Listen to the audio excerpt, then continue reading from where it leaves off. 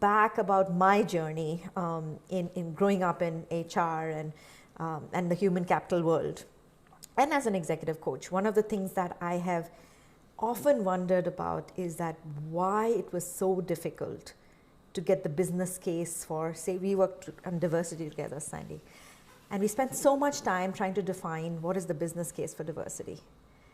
But it's actually, when you think about the talent to value process and value coaching, and you mentioned risks, I think all you need to do is start looking at the risks. And that's a big, big number. You know, if you just think about those critical roles, we've just done that piece of work for, you know, a chemicals company, 6 critical roles. And what was it? I think the risks, you know, the value at risk was $1.1 billion. Right. I mean, then the CEO sits up and just listens because it makes sense. He's connected talent to value. Yeah. And it's not just in his stomach and gut feeling, oh yeah, I know, you know, human beings are really important, but he sees a number there. So I think that is very, very powerful for me. Yeah.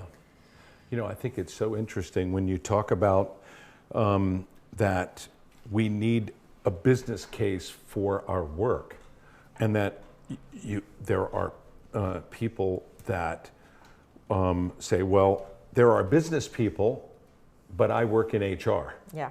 And so you have a group of people who are sitting in a functional area, and this is not only true of HR. Yeah, there are IT, other functional areas that say, well, there's business people, and then there's this functional area. Yeah. But the reality is that, and these people are fighting for relevance, and so I have to create a business case to do my work.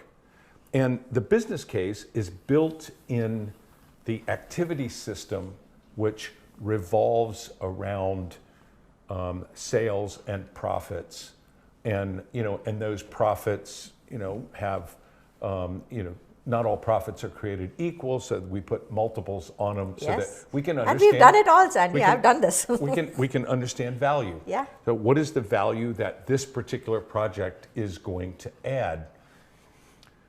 And the merging of talent and value, that these things naturally go together, that these activity systems need to be merged. Yeah. This is business.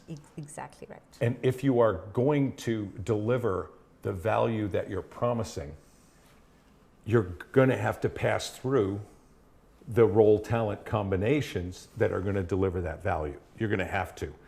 And the other interesting thing I think is fascinating about this, Shefali, is that when you look at these things, this is also where money and emotion come together.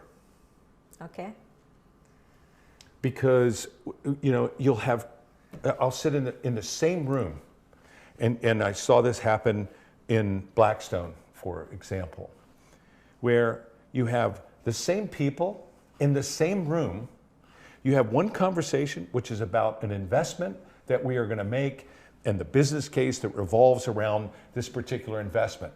And it is sharp, it is analytical, it is detailed, it is thorough, it is the whole thing. And then we will talk about the CEO that is currently in that business, and these same people have gotten to know them, and they like them. Yeah. They like these people. But when you then say, well, I'm not sure whether we have enough evidence to support whether this person can do this job. Yeah. Now all of a sudden, this is an emotional thing. And it's all about protecting the talent. It's all about protecting the talent. Yeah. So we go from organizing, managing and understanding the risk to protecting the talent. Why? Because emotions get involved. Yes. And where emotion and and facts collide is at the role talent. Yes. That click is now all of a sudden, this has become a human thing. Yeah. And I think it's so fascinating. There is so much intrigue and drama and everything that goes on at the role talent combination, because that's where money and people and facts and emotion, it all comes together right there. And either you get a click or you don't.